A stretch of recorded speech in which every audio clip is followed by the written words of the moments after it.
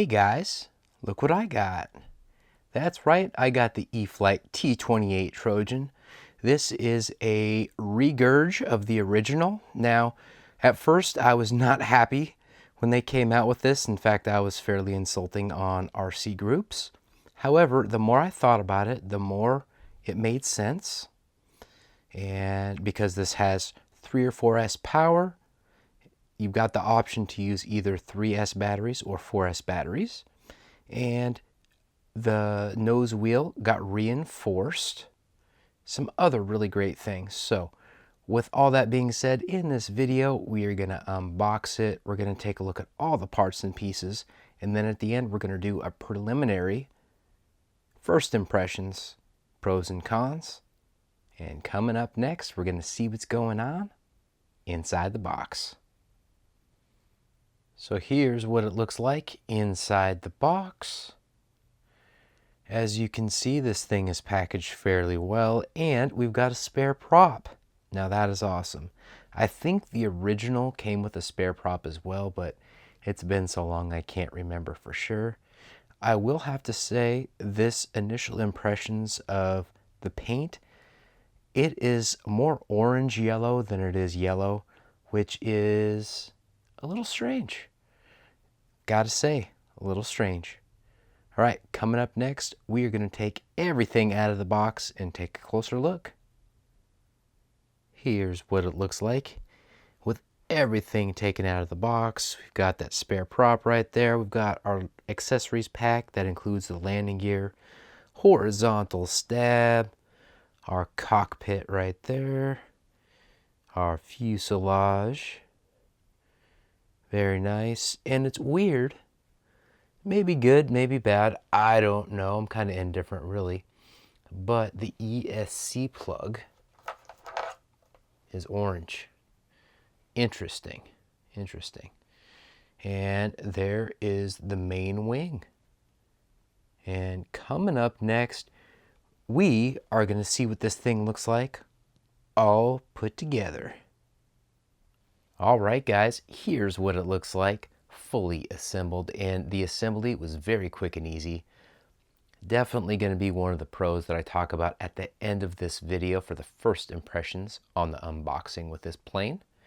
And coming up next, we are going to spin the prop and move some control surfaces. Okay, we have some ailerons going on here. And I've got full throws. I'm going to definitely tame these down before I fly it. We've got the elevator right there. Got a rudder.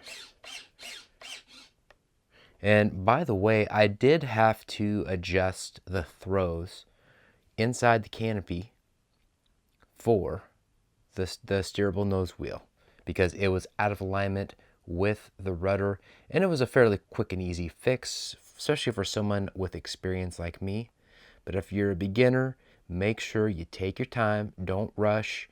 You're not going against the stopwatch. It does not matter, does not help you fly better. What helps you fly better is taking your time and setting things up properly. It's all about the tune, guys. All right. And now, let's listen to that 3 to 4S brushless motor.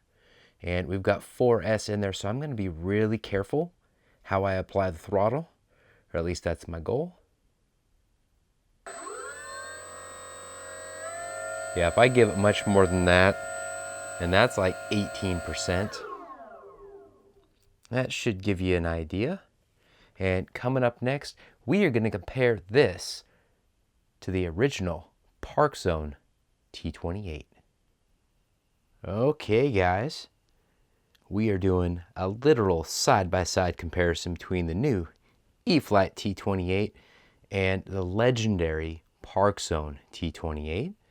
Now, there are a lot of similarities. This is the same mold, so overall the same pros and cons apply. However, there are a few new wrinkles. One, the paint is different. I much prefer the traditional style T-28. The amount of paint used is a lot less, so the weight is actually less than the new one.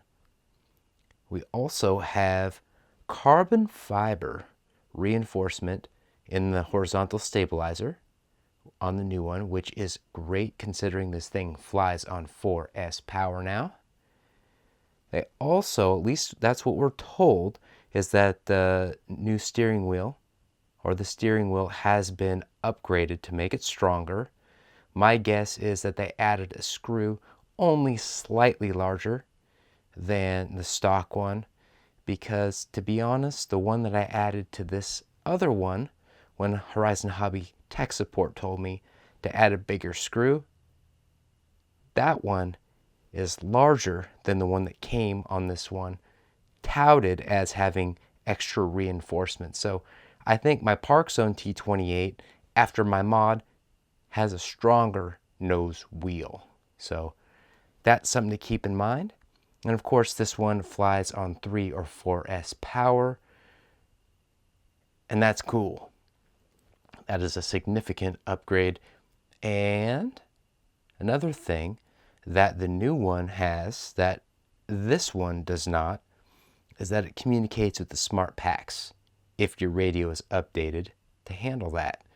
So the 4S battery that I have in that right now does not, it's not fully charged. So the radio let me know, it yelled at me, let me know this is not ready to fly. So that's a really cool feature.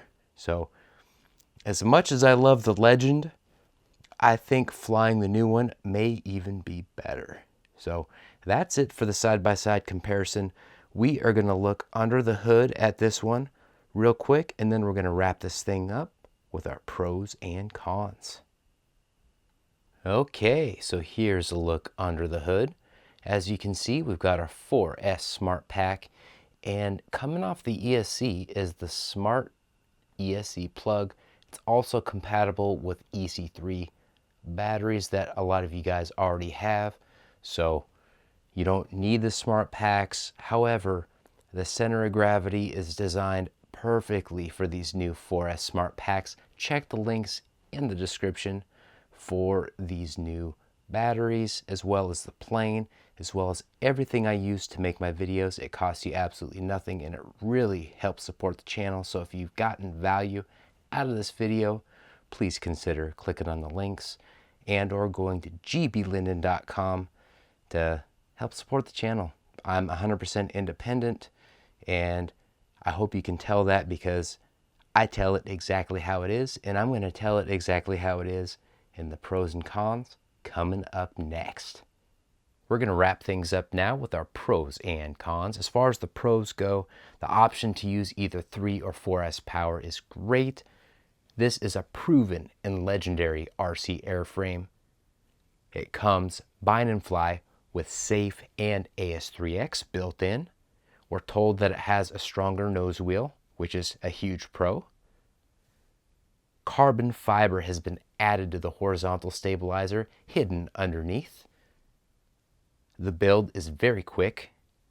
The radio setup is very easy. The ESE works really well with the smart packs. In fact, it tells you if your battery is not fully charged, preventing you from taking off with an uncharged pack and potentially saving your plane. That is awesome. Definitely a pro. As far as the cons go, the color's a con for me, but it is growing on me, and it may be a pro for those that have limited visibility. If your eyes aren't quite as sharp as they used to be, that could actually be a pro for you. Now, the only other con is that there's an air gap between the fuse and the canopy, but when I was looking at the original Park Zone side by side with this one, that one had it too, and after hundreds of flights, it really didn't do anything, so I'm being nitpicky there. All right, guys, if you got value out of this video, click on the links in the description if you want to buy this or the smart packs or anything like that.